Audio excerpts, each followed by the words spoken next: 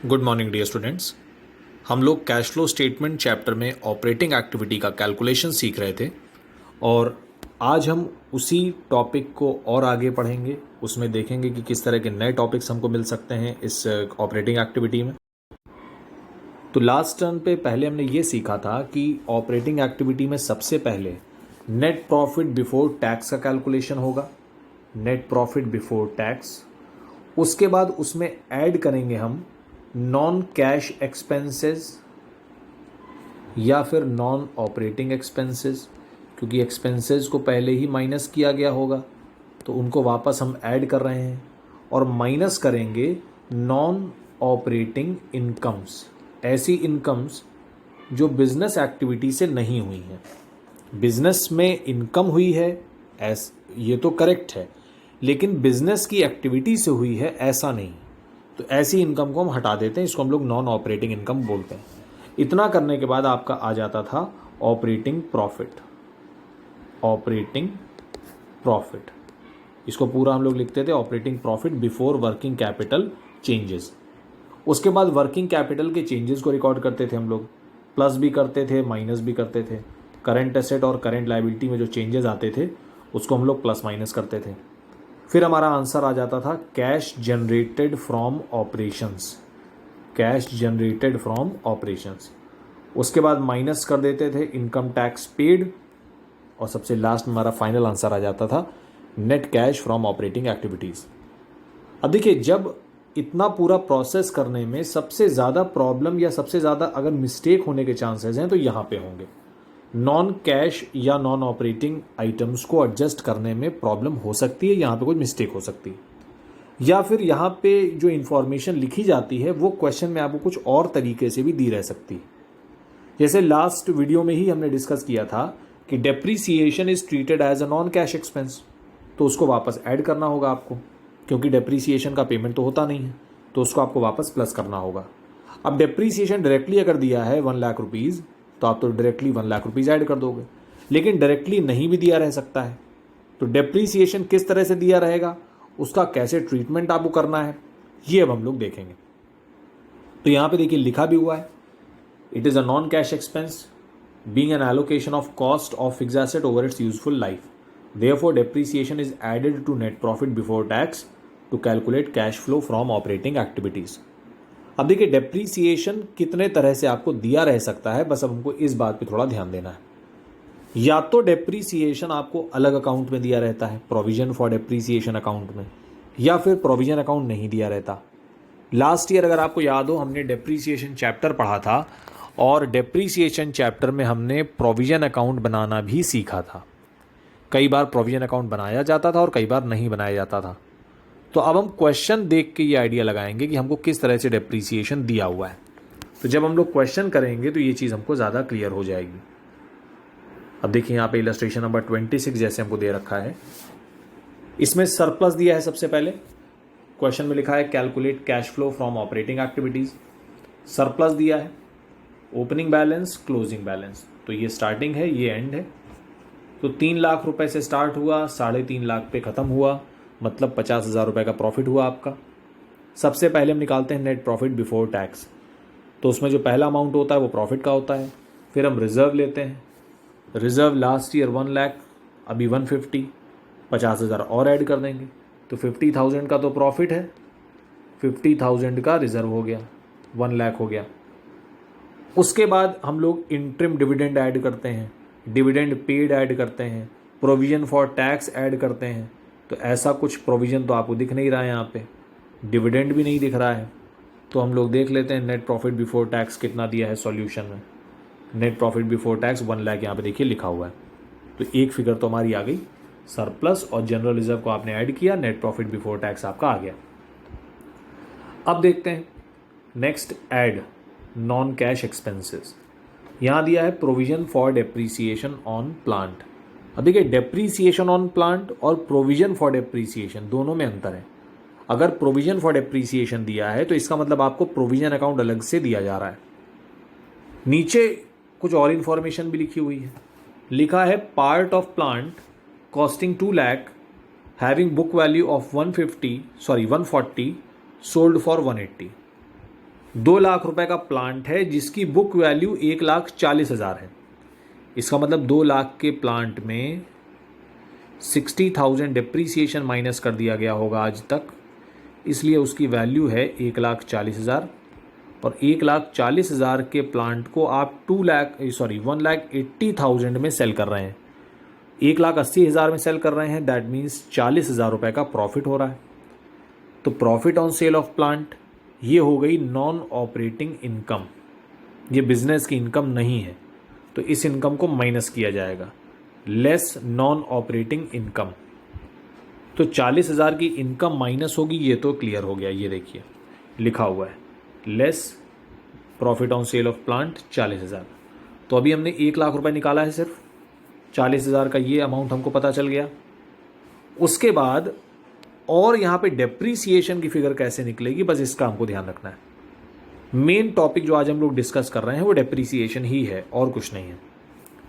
अब देखिए डेप्रीसिएशन आपको यहाँ दिया है provision for depreciation. Provision for depreciation last year 3 lakh था, अभी 3.5 लाख है। 50,000 रुपये प्रोविजन आपका बढ़ गया है, लेकिन 60,000 डेप्रीसिएशन तो इसी प्लांट का था जो प्लांट सेल हो रहा है। तो अगर प्रोविजन फॉर डेप्रीसिएशन अकाउंट बनाया जाए, जो हमने लास्ट ईयर सीखा था, प्रोविजन फॉर डेप्रीसिएशन अकाउंट में हमने सीखा था कि जब भी डेप्रीसिएशन लगाया जाता है तो क्रेडिट में लिखा जाता है बाय डेप्रीसिएशन। हर बार आप बाय डेप्रीसिएशन लिखते रहते हो क्रेडिट साइड में। और जब उस पर्टिकुलर प्लांट को आप सेल करते हैं तो उसका पूरा डेप्रीसिएशन आप प्रोविजन अकाउंट से ट्रांसफ़र कर देते हैं असेट अकाउंट में। टू प्लांट अकाउंट करके आपने लिखा होगा इस तरह से। तो प्रोविजन अकाउंट अब इसके लिए आपको याद होना चाहिए, जो लास्ट ईयर हमने पढ़ा है। तो मेथड ऑफ रिकॉर्डिंग डेप्रीसिएशन की यहाँ पे बात हो रही है क्लास 11th के टॉपिक की। तो मेथड ऑफ रिकॉर्डिंग डेप्रीसिएशन, मैं क्लास 11th का भी एक वीडियो शेयर कर दूंगा आपको जिसमें प्रोविजन फॉर डेप्रीसिएशन टॉपिक पढ़ाया गया है। तो अगर किसी स्टूडेंट को उसको सीखना हो तो एक बार उस वीडियो को आप देख सकते हैं। तो प्रोविजन फॉर डेप्रीसिएशन अकाउंट में सारे असेट्स का डेप्रीसिएशन रिकॉर्ड किया जा रहा है, और जब असेट को सेल किया जाता है तो उस असेट का डेप्रीसिएशन प्रोविजन अकाउंट से निकाल के हम असेट अकाउंट में ट्रांसफ़र कर देते हैं। तो प्रोविजन का बैलेंस आप देखिए, ओपनिंग बैलेंस था 3 लाख रुपए। प्रोविजन का ओपनिंग बैलेंस है 3 लाख रुपए, क्लोजिंग है 350। तो दैट मीन्स 50,000 रुपये डेप्रीसिएशन इंक्रीज कर गया, और 60,000 डेप्रीसिएशन तो उस प्लांट का था जो सेल कर दिया गया है, तो उसका डेप्रीसिएशन हमने प्रोविजन अकाउंट से निकाल के प्लांट अकाउंट में ट्रांसफ़र कर दिया होगा। दैट मीन्स 60,000 डेप्रीसिएशन माइनस करने के बाद 50,000 रुपये डेप्रीसिएशन बढ़ गया। तो डेप्रीसिएशन पहले से था 3 लाख, उसमें से 60,000 रुपये डेप्रीसिएशन तो आपने प्रोविजन अकाउंट से हटा दिया। प्रोविजन अकाउंट से 60,000 रुपये डेप्रीसिएशन आपने हटा दिया और प्लांट अकाउंट में डाल दिया। तो 3 लाख में से अगर 60,000 डेप्रीसिएशन आप हटा रहे हो तो ये तो 2,40,000 बचना चाहिए इसका मतलब, लेकिन 2,40,000 तो बच नहीं रहा है, बच रहा है 3,50,000। तो 2,40,000 की जगह अगर डेप्रीसिएशन 3,50,000 हो गया तो दैट मीन्स 1,10,000 रुपये डेप्रीसिएशन इस साल चार्ज किया गया है। तो करेंट ईयर का डेप्रीसिएशन हो गया 1,10,000 रुपये। ये देखिए डेप्रीसिएशन यहाँ पे आ गया 1,10,000 रुपये।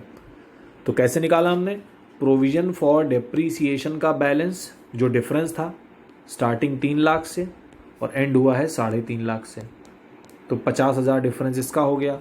और जो मशीन आपने सेल किया है 60,000 डेप्रीसिएशन उस पर लगाया गया, तो 60 और ये 50 का डिफरेंस, टोटल 1,10,000 डेप्रीसिएशन इस साल चार्ज किया गया है। तो इस तरह से 1,10,000 डेप्रीसिएशन हमारा आ गया। उसके बाद गुडविल दी है क्वेश्चन में हमको। गुडविल फिक्स्ड असेट होता है इंटेंजिबल नेचर का, इंक्रीज भी हो सकता है डिक्रीज भी हो सकता है।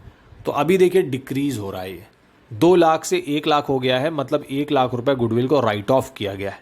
और गुडविल राइट ऑफ होती है, दैट मीन्स ये एक नॉन कैश ट्रांजैक्शन है, इसको भी आपको ऐड करना चाहिए। तो ये देखिए गुडविल को यहाँ ऐड किया गया है। गुडविल अमोर्टाइज्ड 1 लाख रुपए, और डेप्रीसिएशन तो पहले ही हमने 1,10,000 ऐड कर दिया। ये 1 लाख तो सबसे पहले निकाला था हमने, और उसके बाद माइनस किया था profit on sale of machine, ये जो मशीन सेल की गई है। तो यहाँ तक हमारा आ गया आंसर, 2,70,000 रुपये आ गया ऑपरेटिंग प्रॉफिट। ऑपरेटिंग प्रॉफिट के बाद हम लोग वर्किंग कैपिटल के चेंजेस को रिकॉर्ड करते हैं। वर्किंग कैपिटल में करंट एसेट और करंट लायबिलिटी आएगा। तो देख लीजिए यहाँ पे आपको आउटस्टैंडिंग एक्सपेंस दिया है, ये करंट लायबिलिटी है, और डेटर्स हैं, ये करंट एसेट है। तो इनका हम चेक कर लेंगे कि क्या डिफरेंस आ रहा है इनमें। आउटस्टैंडिंग एक्सपेंस 50 से 30 हो गए हैं, 20,000 रुपये डिक्रीज़ हुआ है, तो माइनस करेंगे। और असेट के साथ उल्टा ट्रीटमेंट होता है, 4 लाख से 3.5 लाख कम हो गया तो प्लस कर देंगे। तो 20 माइनस होगा, 50 प्लस होगा। ये देखिए 50 यहाँ पे प्लस में लिखा है और लेस में लिखा है 20। ये देखिए यहाँ पे 20। इस तरह से हमारा फाइनल आंसर आ जाएगा 3 लाख रुपीज़। इसके आगे हम लोग लिख देंगे net cash from operating activities. तो इस क्वेश्चन में सिर्फ हमको डेप्रीसिएशन पे ध्यान देना था। डेप्रीसिएशन आपको 2 तरह से दिया रहेगा, एक तो हमने यहाँ देख लिया, इसके बाद आगे इलस्ट्रेशंस में भी हम देखेंगे कि किस तरह से डेप्रीसिएशन हमको दिया रहता है। तो आई होप ये इलस्ट्रेशन सभी स्टूडेंट्स को समझ में आया होगा। तो ये देखिए प्लांट अकाउंट भी यहाँ पे बना हुआ है जो मैं भी बता रहा था। सबसे पहले बैलेंस 3 लाख का ब्रॉट डाउन किया गया। प्रोविजन को एज अ लाइबिलिटी ट्रीट किया जाता है, लाइबिलिटी से क्रेडिट बैलेंसेज होते हैं। तो बाय बैलेंस ब्रॉट डाउन हमने किया 3 लाख रुपए, और क्लोजिंग बैलेंस 3.5 लाख ऑलरेडी दिया हुआ है, तो वो डेबिट में लिख दिया हमने। टू बैलेंस 3.5 लाख रुपए। उसके बाद 60,000 डिप्रीसिएशन था उस मशीन पे जो सेल की गई है, तो उसको डेबिट में आप लिखेंगे क्योंकि आप ट्रांसफ़र करेंगे उसको यहाँ से। तो टू प्लांट 60,000। तो जो बैलेंसिंग फिगर आएगी वो हमारा करेंट ईयर का डिप्रीसिएशन आ जाएगा। तो या तो करेंट ईयर का डिप्रीसिएशन आपको दिया रहेगा क्वेश्चन में, या सोल्ड असेट का डिप्रीसिएशन दिया रहेगा। तो अगर एक दिया है तो दूसरा आप निकाल सकते हैं। तो हमको सोल्ड असेट का डिप्रीसिएशन बता दिया गया था। 2 लाख की मशीन की वैल्यू 1,40,000 अगर बच रही है तो उस मशीन पे 60,000 डिप्रीसिएशन है, इसको आप इजीली निकाल सकते हो। तो सोल्ड असेट का डिप्रीसिएशन आपको अगर पता है तो आप टोटल प्लांट का डिप्रीसिएशन निकाल सकते हैं पूरे साल का। 1,10,000 हमने इस तरह से निकाला है, तो ये अकाउंट बना के भी आप निकाल सकते हैं। उसके बाद इलस्ट्रेशन नंबर 27 हम देख लेते हैं। इसमें भी आपको cash flow from operating activity पूरा करना है। सबसे पहले सरप्लस दिया हुआ है, ओपनिंग और क्लोजिंग दोनों बैलेंसेस दिए हैं, तो इसका हम लोग डिफरेंस निकाल लेंगे। 3,50,000 से 9 लाख हो गया है हमारा प्रॉफिट, तो दैट मीन्स 5,50,000 का प्रॉफिट हुआ, 5,50,000 रुपये। उसके बाद इसमें हम जनरल रिजर्व को ऐड करते हैं, डिविडेंड को ऐड करते हैं, प्रोविजन फॉर टैक्स ऐड करते हैं। तो देख लेते हैं ऐसा कुछ हमें दिया है या नहीं दिया है। तो प्रोविजन फॉर टैक्स तो हमको मिल गया, उसके बाद ट्रांसफ़र टू जनरल रिजर्व भी मिल गया, डिविडेंड की फिगर्स नीचे दी हुई हैं, तो इनको अब हम लोग देख लेते हैं। देखिए तो प्रोविजन फॉर टैक्स आपको देखिए कितना दिया हुआ है, 1,50,000 रुपये दिया हुआ है। तो प्रॉफिट में तो डिफरेंस हमने निकाल ही लिया। प्रॉफिट में डिफरेंस आ रहा था 5,50,000 रुपये का, 5.5 लाख। उसके बाद इसमें 1,50,000 रुपये प्रोविजन फॉर टैक्स ऐड हो गया। उसके बाद ट्रांसफ़र टू जनरल रिजर्व दिया है 3 लाख रुपये, इसको भी आप ऐड कर देंगे, ट्रांसफ़र टू जनरल रिजर्व। उसके बाद डिविडेंड की बात करते हैं। Propose dividend for the year 31 March 19 and 18। देखिए करेंट ईयर की फिगर का कुछ नहीं करना है आपको, बिल्कुल ध्यान ही नहीं देना है, और लास्ट ईयर की फिगर को आपको डिविडेंड पेड की तरह कंसिडर करना है। तो हम डिविडेंड पेड लेंगे 2 लाख रुपीज़, सिर्फ इतना हमको ऐड करना है, तो ये आ जाएगा 12 लाख रुपीज़। तो 12 लाख रुपीज़ अभी तक का हमारा आंसर आ रहा है। लेकिन एक एडिशनल इंफॉर्मेशन भी हमको दे रखी है, income tax paid during the year 2,50,000। अब देखिए जब हमने प्रीवियस वीडियो में प्रोविजन फॉर टैक्स को डिस्कस किया था तो उसमें मैंने बताया था आपको कि 2 फिगर आपको दिए रह सकते हैं, एक लास्ट ईयर का फिगर होगा और एक करेंट ईयर का फिगर होगा। लास्ट ईयर के फिगर को हम पेड मानेंगे और करेंट ईयर के फिगर को प्रोविजन मानेंगे। और नेट प्रॉफिट बिफोर टैक्स निकालते समय हमको प्रोविजन की रिक्वायरमेंट होती है, पेड की रिक्वायरमेंट नहीं होती। तो ये तो पेड दिया हुआ है। तो अभी जो हमने 12 लाख रुपए का कैलकुलेशन किया है, इसका मतलब इस अमाउंट का उस 12 लाख में कोई अभी रिक्वायरमेंट नहीं है, तो हमारा आंसर 12 लाख ही आना चाहिए। ये देखिए लिखा हुआ है net profit before tax 12 lakh rupees. Income tax paid की रिक्वायरमेंट भी पड़ेगी हमको, लेकिन सबसे लास्ट में, ऑपरेटिंग एक्टिविटी में सबसे लास्ट में हमको रिक्वायरमेंट पड़ेगी, तब हम उसको माइनस कर लेंगे। तो पहला अमाउंट हमारा आ गया 12 लाख रुपए का नेट प्रॉफिट बिफोर टैक्स। अब हमको करना है adjustment for non cash and non operating items. तो इसमें एक्सपेंसेस को ऐड किया जाएगा, इनकम को माइनस किया जाएगा। तो देख लेते हैं कौन से एक्सपेंसेस हमें दिए हुए हैं। डेप्रीसिएशन यहाँ पे दिख रहा है, goodwill amortized, loss on sale of machine, ये तीनों ही नॉन कैश एक्सपेंस हैं। 1,25,000, 80,000 और 2 लाख, तीन तो हमको यहीं दिख रहे हैं।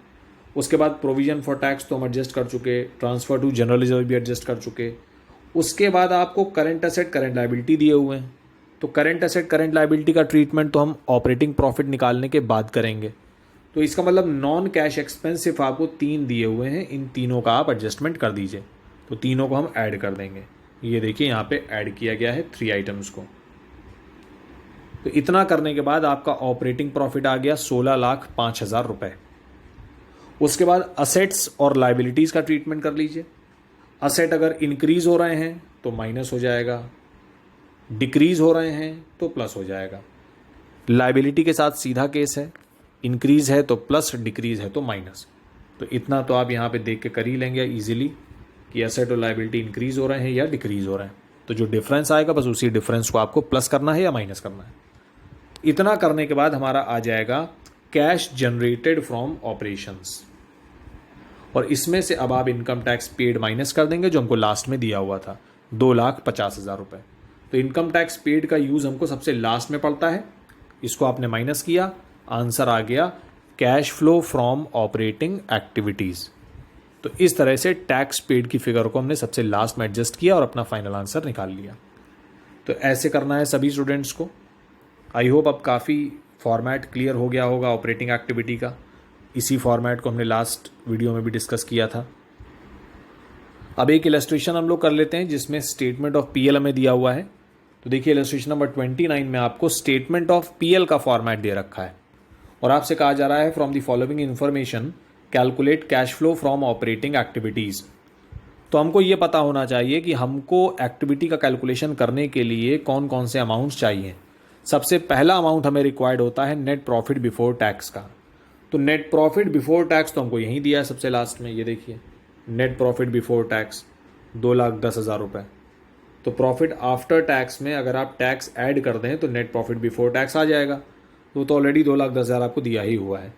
तो इसमें आप सिर्फ जनरल रिजर्व की फिगर और डिविडेंड की फिगर और इसको ऐड कर देंगे अगर, तो आपका net profit before tax complete figure आपकी आ जाएगी। तो देख लेते हैं, अगर हमको इन्फॉर्मेशन दी होगी तो हम ऐड करेंगे, नहीं दी होगी तो नहीं ऐड करेंगे। तो ये देखिए यहाँ पे आपको जो एडिशनल इन्फॉर्मेशन दी है उसमें आपको असेट्स दिए हैं, लाइबिलिटी दी हैं, ये सब तो लाइबिलिटी हैं, ये असेट है, और प्रोविज़न फॉर टैक्स भी दिया हुआ है। तो provision for tax last year 15,000, current year 10,000। तो प्रोविज़न फॉर टैक्स तो ऊपर भी लिखा था, यहाँ पे ये देखिए प्रोविज़न फॉर टैक्स यहाँ लिखा है 50,000 रुपये। तो अब देखते हैं इसका किस तरह से कैलकुलेशन किया गया है एडिशनल इन्फॉर्मेशन में, क्योंकि आपको नेट प्रॉफिट बिफोर टैक्स दिया जा रहा है। तो जो हमको स्टेटमेंट ऑफ पीएल में नेट प्रॉफिट बिफोर टैक्स दिया था 2,10,000 रुपये का, उसी को डायरेक्टली देखिए हमने सॉल्यूशन में लिख दिया है नेट प्रॉफिट बिफोर टैक्स 2,10,000, क्योंकि वो फिगर ऑलरेडी आपको क्वेश्चन में ही प्रोवाइडेड है। तो क्वेश्चन में अगर वो फिगर दी जा रही है तो एज इट इज़ आप उसको कॉपी कर दें नेट प्रॉफिट बिफोर टैक्स को। प्रोविज़न फॉर टैक्स के जो अमाउंट दिए हुए हैं इसका भी काम हमको पड़ेगा आगे जो फर्दर इलस्ट्रेशंस हम लोग करेंगे उसमें हम लोग देखेंगे कि कैसे हम लोग प्रोविज़न फॉर टैक्स अकाउंट बनाएंगे एक पर्टिकुलर मिसिंग फिगर को निकालने के लिए। तो उसको भी हम लोग आगे चल के सीखेंगे अभी। तो सबसे पहले हमने नेट प्रॉफिट बिफोर टैक्स लिख दिया। उसके बाद कुछ ऐसे एक्सपेंसेस जिसको माइनस कर दिया गया है बट वो नॉन कैश एक्सपेंस हैं, तो वो आपको ईजिली से मिल जाएंगे। यहाँ पे एक्सपेंसेस ये देखिए यहाँ माइनस होते हैं। तो कॉस्ट ऑफ मटेरियल कंज्यूम्ड एक प्योर डायरेक्ट एक्सपेंस है, इसको देखने की कोई रिक्वायरमेंट नहीं है। चेंजेस इन इन्वेंट्री इसका यूज़ आएगा हमको, लेकिन थोड़ा बाद में, अभी नहीं। एम्प्लॉय बेनिफिट एक्सपेंस इसको भी आपको देखने की कोई रिक्वायरमेंट नहीं है, ये एक प्योर एक्सपेंस है। डेप्रीसिएशन नॉन कैश एक्सपेंस होता है, इसको आपको ऐड करना चाहिए। उसके बाद अदर एक्सपेंसेस, अब क्या पता अदर एक्सपेंस में क्या दिया हुआ है, तो 2 नंबर वर्किंग नोट पे आइए। नंबर 2 वर्किंग नोट पे आपने देखा तो जनरल एक्सपेंस लिखा है। तो जनरल एक्सपेंस तो बिजनेस के एक्सपेंस होते हैं, इसमें कोई प्रॉब्लम नहीं है।